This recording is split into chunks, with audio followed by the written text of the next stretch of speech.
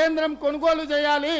కేంద్రం కొనుగోలు చేయకపోతే మేము కొనుగోలు చేసిన ఒట్లు, మక్కలు, జొన్నలు, పొద్దుతిరుగుడు ఇత్తులు ఏడబొయ్యాలని నేను అడుగుతున్నా.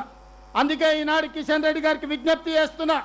తక్షణమే తెలంగాణ రాష్ట్ర ప్రభుత్వం సేకరించిన ఒట్లు, తడిసిన ధాన్యంతో సహా కేంద్ర ప్రభుత్వంతో కొనిపించాలి.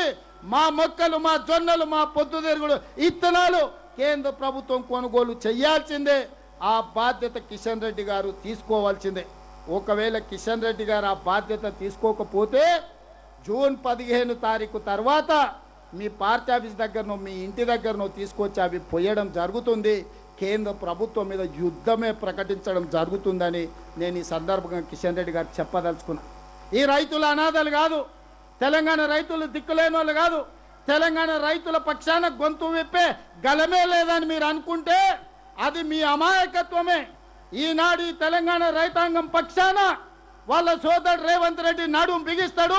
జూన్ 15 తర్వాత మీరు ఒట్లు ఎట్లా కొనరో, మక్కలు ఎట్లా కొనరో, జొన్నలు ఎట్లా కొనరో, పొద్దుతిరుగుడు ఇత్తులు ఎట్లా కొనరో మీ సంగతి తేలుస్తా అని చెప్పి కిషన్ రెడ్డి గారికి సవినయంగా నేను విజ్ఞప్తి చేస్తున్నా. మిత్రులారా, ఈనాడు మహారాష్ట్రతోని సాగునీటి ప్రాజెక్టుల సమస్య పరిష్కారం జరగాలన్నా ఈరోజు మనం కొన్న ఒడ్లు తడిసినవైనా మిగతావైనా మొక్కలైనా ఈ ఇత్తనాలు కొనాలన్నా లేకపోతే ఈ ధాన్యం కొనాలన్నా కేంద్ర ప్రభుత్వం ముందుకు రావాలి. కేంద్ర ప్రభుత్వం ముందుకు రావాలంటే పెద్దలు కిషన్ రెడ్డి గారు బాధ్యత తీసుకోవాలి.